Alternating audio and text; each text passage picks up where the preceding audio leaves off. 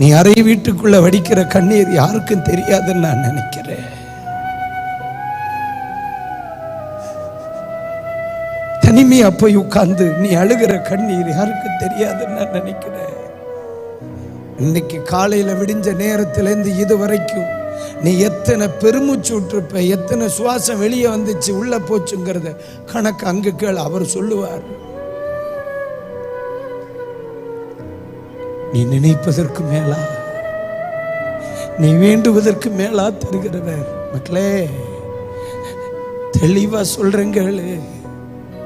இந்த உலகத்தில் எல்லாரை விட நம்மள அதிகமா புரிஞ்சவர் ஏசப்பா மட்டும். கவலைப்படாதக்கா, நீ ஆண்டவருடைய சமூகத்தில் சொன்ன ஒவ்வொரு வார்த்தைக்கும் நீ நினைப்பதை விட, நீ வேண்டுவதை விட மேலா நினைச்சு கூட பார்க்காம தருவார். என்ன